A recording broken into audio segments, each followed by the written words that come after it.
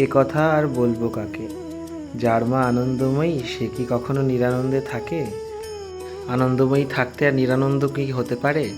যতই হাজারো দুঃখ কষ্ট শত যন্ত্রণা বেদনা যত কিছুই আসুক না কেন এবং যত পরীক্ষাই আসুক না কেন জীবনে, স্বয়ং জগজ্জননী নিজের আঁচলে ঢেকে তার সন্তানকে সেই পরীক্ষায় সফল হওয়ার শক্তি যোগায়।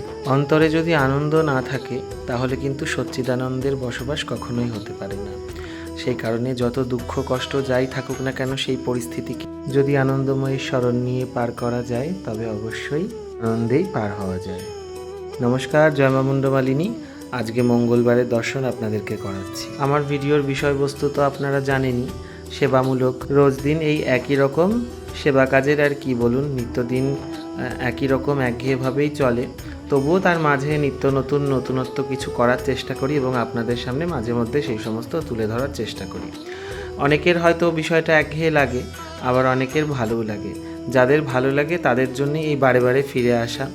হাজারো ব্যস্ততা, হাজারো কাজ সব কিছু সামলে তার মাঝে মাঝে এই সারাদিনের যে মুহূর্তগুলো ছোট্ট ছোট্ট করে যে তুলে রাখা হয়, এইটাই একটা ভিডিওর মাধ্যমে ছোট্ট আকার দিয়ে সারাটা দিনের যে মুহূর্তগুলো সেগুলো যে আপনাদের সামনে তুলে ধরি এবং আপনাদের যে সেটা ভালো লাগে, তার জন্য অবশ্যই আমি অসংখ্য ধন্যবাদ সকলকে জানাচ্ছি ধৈর্য ধরে আমার এই একঘেয়ে ভিডিও দেখার জন্য। জীবন তো আমাদের একই রকমভাবে চলে, তো সেই তার ব্যতিক্রম আমিও নই। প্রতিদিন ভোরবেলায় ওঠা এবং নিত্যক্রিয়াদি সমস্ত কিছু সেরে তারপরে মায়ের মন্দিরে আসা, মায়ের মন্দিরে এসে তার পুজোর সমস্ত জোগাড় যন্ত্র এবং নিত্যনৈমিত্তিক যেভাবে যেই নিয়মে সেবা হয় সেইভাবে সেই নিয়মেই প্রত্যেক দিন প্রত্যহ চলতে থাকে। যেমন আমাদের জীবনে আমাদের একটা নিয়মিত একটা রুটিন থাকে যে আমরা কিভাবে কি প্রত্যেক দিন করব, সেইভাবেই আমরা চলতে থাকি। তো এই সেবা কাজও ঠিক সেই রকম এবং তার মাঝেও কিছু কিছু বিষয় রয়েছে যা কিন্তু প্রচণ্ডই আনন্দদায়ক। যেমন ধরুন, এই যে মায়ের বা যার যেই বিগ্রহের সেবা করেন তার যে নিত্য শৃঙ্গার এবং তার যে নিত্য সেবার যে জোগাড় যন্ত্র, এইগুলো কিন্তু প্রচণ্ড সুখদায়ক এবং প্রচণ্ড আনন্দদায়ক যদি সেটা মন থেকে ভালোবেসে করতে পারা যায়। ভালোবাসা না থাকলে কিন্তু এই সমস্ত কাজ কখনোই করা সম্ভব হবে না।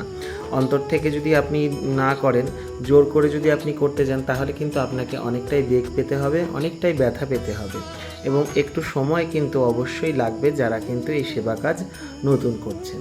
তবে অন্তর থেকে যেটুকুনি করা যায় সেটাতে কিন্তু কোনো রকম কোনো খামতি বা খুঁত থাকে না। তো যথারীতি কথায় কথায় আমার অনেকটাই জোগাড় হয়ে গেছে। আমি ওদিকে আজকে প্রথমে মায়ের শৃঙ্গারটা করে নিয়েছি। বেশ ভোরবেলাতে উঠে পড়েছিলাম, ওই জন্য আগে শৃঙ্গারটা কমপ্লিট করে তারপরে আমি একবারে চলে এসেছি ভোগের ঘরে। আর এদিকে কাণ্ড দেখেছেন, একদিকে গ্যাস জ্বলছে আর একদিকে আমি নৈবেদ্য করছি। কেন হুটোপাটা করে করতে হয়, প্রচণ্ড তাড়াহুড়ো থাকে, যেহেতু দূর দূর থেকে ভক্তরা এসে অপেক্ষায় বসে থাকে। গত বছরও আমি বেলা 10টার মধ্যে আমি মন্দিরে দেখা শুরু করে দিচ্ছিলাম, কিন্তু এবছর আর তা হচ্ছে না। এবছর 11টা আমার বেজে যাচ্ছে, কেননা ভোগ রাগ সমস্ত জোগাড় যন্ত্র সব কিছু করে তারপরে আর সম্ভব হয়ে ওঠে না।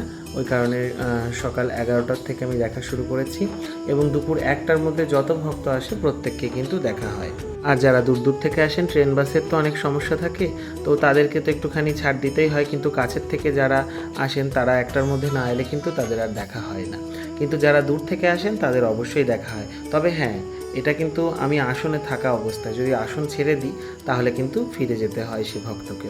তবে প্রত্যেক দিনই প্রায় বিকেল 4টে, বেশিরভাগ দিনই 4টে হয় এবং তার থেকে যদি বেশি হয় সেখানে 5:30 পৌনে 6টা হয়ে যায় কোনো কোনো দিন। তো এদিকে কথায় কথায় আমার সমস্ত জোগাড় হবার পর নৈবেদ্যগুলো আমি মন্দিরে নিয়ে চলে এসেছি। আর এদিকে নেমে এলো ঝমঝম করে বৃষ্টি। এদিকে কয়েকদিন ধরে প্রচণ্ডই বৃষ্টি হচ্ছে এবং মেঘাচ্ছন্ন আকাশ এবং আকাশের প্রচণ্ড খামখেয়ালিপনা, কখন রোদ কখন বৃষ্টি বোঝাই যাচ্ছে না। তো এখনই এই বৃষ্টিতেই প্রচণ্ড জল দাঁড়িয়ে গেছে এবং চারিদিকে বাড়িটা শ্যাওলা হয়ে রয়েছে। আপনারা যখনই আসবেন সবাই একটুখানি দেখে শুনে আসবেন, না হলে পরে কিন্তু পেছল জায়গায় পা পিছলে যেতে পারে। তো এটা সবাই কিন্তু লক্ষ্য রাখবেন।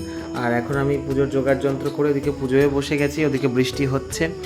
পুজো আমার ওদিকে সুসম্পন্ন হবার পরে এবার এক এক করে ভক্তদের আগমন ঘটছে। এদিকে রুমাও এসেছে, রুমা বেশ মালা টালা গেঁথে নিয়ে এসছে, আর ওদিকে একটা দুটো করে ভক্তরাও আসছে। তো এই মালাগুলো দিয়ে প্রথমে আগে মায়েদের শৃঙ্গার সুসম্পন্ন করে নেব। মায়েদের শৃঙ্গার আমি করিয়ে নিয়েছি, ওই ভিডিওটা আমার করে রাখা হয়নি। শৃঙ্গার করে নেওয়ার পর তারপরে আমি এসেছি এদিকে যে নৈবেদ্য যে চালকলা রয়েছে সেই প্রসাদটা মাখার জন্য।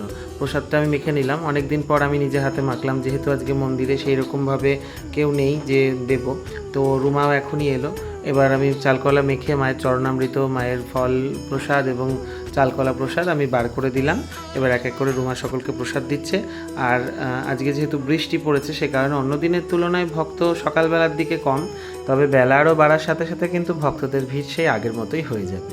তো প্রত্যেক দিনের এই একই ব্যাপার, সে কারণে জানাই আছে বিষয়টা। আর দূর দূর থেকে যেহেতু ভক্তরা আসে সে কারণে জল বৃষ্টিতে তো প্রত্যেকেরই অসুবিধা হয়।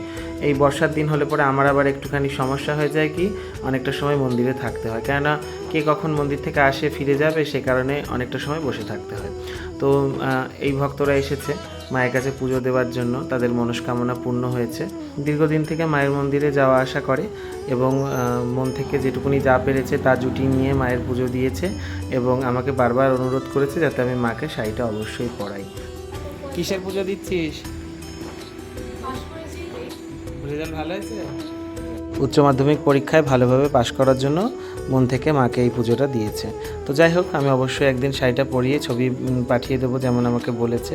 তো কথায় কথায় এইদিকে মায়ের ভোগ নিবেদন হয়ে গেছে। মায়ের ভোগ আজকে বেশি কিছু দিতে পারিনি, প্রত্যেক দিনের মতোই ওই যে ডাল, ভাজা, ভুজো আর মিষ্টি অন্ন এই দিয়ে মায়ের ভোগ হয়েছে। ভোগ আনতে একবার ভগবতীর দর্শন করুন। আর আজকে যেন মাকে একটু বেশিই সুন্দর লাগছে সেজে গুছে। তো ভোগের পরে এরা যেহেতু একটু বেলা করে এসেছে, ওদের পুজোটা করিয়ে দিয়ে পুষ্পাঞ্জলিটা করিয়ে দিচ্ছি। পুষ্পাঞ্জলির পরে প্রসাদ বিতরণ করা হবে। ওদিকে পিসি প্রসাদ মেখে বাইরে সব এক এক করে ভক্তদের দিচ্ছে। তারপরে সমস্ত কিছু ফেলে ঝেলে রেখে আমি বিকেল 4টের সময় মন্দির থেকে চলে গেছিলাম। শরীরে আমার আর পারছিল না, প্রচণ্ড ভিড় হয়েছিল আজকেও। আর দেখুন সব আগোছালো হয়ে রয়েছে, এগুলো সব এবার পরিষ্কার করব। মায়ের মালা ঝোলা যা কিছু সব শুকিয়ে গেছে সেগুলো সব খুলে নেব। সমস্ত কিছু খুলে মায়ের হাত মুখ মুছিয়ে তারপরে হবে মায়ের সন্ধ্যা আরতি।